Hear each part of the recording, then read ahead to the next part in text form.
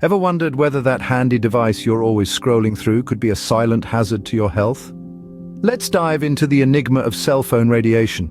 These handy devices, our lifelines to the world, emit a form of energy known as electromagnetic radiation. This radiation, while low level, has been the subject of numerous studies and debates over the years. The Federal Communications Commission, or FCC, established exposure standards back in 1996, a time when cell phones were a luxury rather than a necessity. These standards, however, have not been updated in nearly 3 decades, despite the dramatic evolution of technology and our increased reliance on these devices. But it's not just about the cell phones of yesterday. The latest development on the horizon, 5th generation or 5G technology, is a whole new ballgame. This new technology promises lightning-fast speeds and unprecedented connectivity, but has it been adequately tested for health implications? The answer, quite simply, is no. The safety of 5G, like its predecessors, remains largely untested. The potential health risks associated with cell phone radiation range from fertility issues and fetal development concerns to associations with cancer.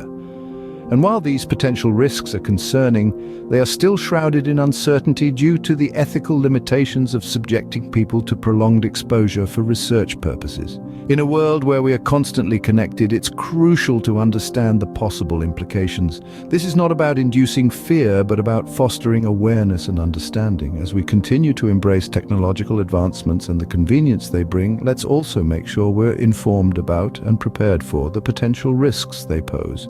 So, what exactly happens in our bodies when we are exposed to cell phone radiation, you might ask? Well, to begin with, cell phone radiation is a form of electromagnetic energy. This energy is absorbed by our bodies and can penetrate our tissues. Think of it as invisible waves, constantly moving, and when they come into contact with us, they have the potential to cause harm. Now, onto the scientific findings. Certain studies have found evidence of cell phone radiation causing rare cancers and DNA damage in lab animals. It's quite a concerning discovery, isn't it? The radiation seems to interfere with the normal functioning of cells, leading to abnormalities that could potentially trigger cancerous growth. But it doesn't stop there. Research has also uncovered potential effects of cell phone radiation on fertility and fetal development. There seems to be a pattern here. The radiation could be disrupting delicate biological processes, causing a ripple effect of health concerns. Now, this doesn't mean that every time your phone rings, you're on the brink of developing a health issue, but continuous exposure to this form of radiation might indeed be a cause for concern. Think of it this way: our bodies are like fortresses. They're resilient, built to withstand a lot. But even the most robust fortress can crumble under a steady onslaught. And the same could be true for our bodies. While we can handle occasional exposure to cell phone radiation, it's the continuous daily exposure that could be pushing our bodies to their limits. While the human body is resilient, continuous exposure to such radiation might just be pushing its limits. Did you know that children might be more susceptible to the effects of cell phone radiation? It's a chilling thought, isn't it? But what exactly makes our young ones more vulnerable? As it turns out, it all boils down to their biology. You see, children's skulls are considerably thinner than those of adults. This might not seem like a big deal, but when it comes to cell phone radiation, it's a game changer. The thinness of their skulls allows for a greater penetration of the radiation, exposing their developing brains to potentially harmful effects. But that's not all. Their brains are not just smaller versions of adult brains. They are in fact developing and growing, a process that continues well into their early 20s.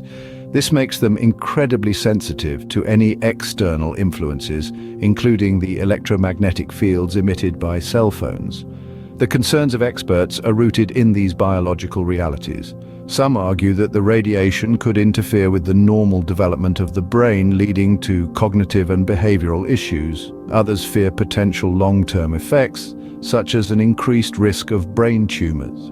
While the full extent of these risks is still a matter of scientific debate, the preliminary evidence certainly gives us pause. After all, the stakes are high. We're talking about the health and well-being of our children, the next generation, but it's not all doom and gloom. Remember, knowledge is power. By understanding the risks, we can take steps to protect our children and ensure they reap the benefits of technology without jeopardizing their health. It's indeed alarming to imagine our young ones at such risk, isn't it? But rest assured, there are ways to mitigate these risks, which we will explore more. Stay tuned. Despite mounting evidence, why do some authorities continue to dismiss these health risks? The Federal Communications Commission, or FCC, and the Food and Drug Administration, FDA, have largely disregarded the potential non-thermal health risks associated with cell phone radiation. Despite the emergence of research indicating possible effects on fertility, fetal development, and even links to cancer, these regulatory bodies remain unconvinced. Their stance is rooted in the outdated exposure standards from 1996, which the FCC relies on, even in the face of modern, more comprehensive research. This skepticism is not only puzzling, but also concerning as it affects public health understanding and policy. But there's a glimmer of hope. A recent federal appeals court order mandated the FCC to revisit the issue of cell phone radiation and its potential health risks. This signifies a potentially significant shift in the conversation around cell phone radiation, pushing for more rigorous investigation and acknowledgement of the possible dangers. The denial of these risks by such authorities only adds to the complexity of the situation. While the debate continues, what steps can we take to safeguard ourselves? As the saying goes, prevention is better than cure, and that certainly rings true when it comes to cell phone radiation. Let's start with the basics. One of the easiest ways to reduce exposure to cell phone radiation is to increase the distance between you and your phone. This could mean keeping your phone away from direct contact with the body. For instance, avoid carrying your phone in your pocket or sleeping with it on your bedside table. The further the phone is from your body, the less radiation your body absorbs. Next, consider using a speaker or wired earphones for calls. This again increases the distance between the phone and your body, further reducing exposure. Remember, every little bit counts when it comes to minimizing risk. Limiting your cell phone usage is another crucial step. It might seem like a daunting task in today's hyper-connected world, but small changes can make a big difference. Try designating certain times of the day as phone-free periods, or use alternative methods of communication where possible, like landline telephones or face-to-face conversations.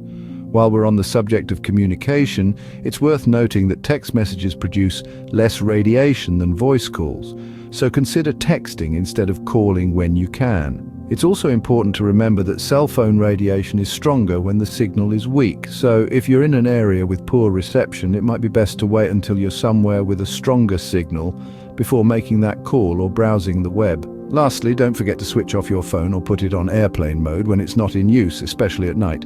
This not only reduces radiation, but also helps conserve battery life, giving you a double win. To wrap up, while proof of harm remains elusive, taking precautions is warranted. After all, when it comes to our health, it's always better to err on the side of caution. Because at the end of the day, sometimes it's better to be safe than sorry, wouldn't you agree? Now that you're informed, what will you do with this knowledge? That's the question we must all ask ourselves. It's not just about understanding the potential risks associated with cell phone radiation, but acting upon it. We hope you found this video insightful, and we encourage you to share it with others. It's an issue that affects us all, and the more we can spread the word, the more we can safeguard our health. If you found this information valuable, do give us a thumbs up. Your support fuels our work and allows us to continue providing you with critical health information. Don't hesitate to drop a comment below. We would love to hear what precautions you're taking and any thoughts you have on this issue. Your experiences can help others navigate their own journey towards health. If you haven't already, do subscribe to Remedy Seeker. We're constantly exploring and dissecting health-related topics, providing you with the knowledge you need to make informed decisions about your health. Remember, knowledge is power. Stay informed, stay healthy, and we'll see you in the next video.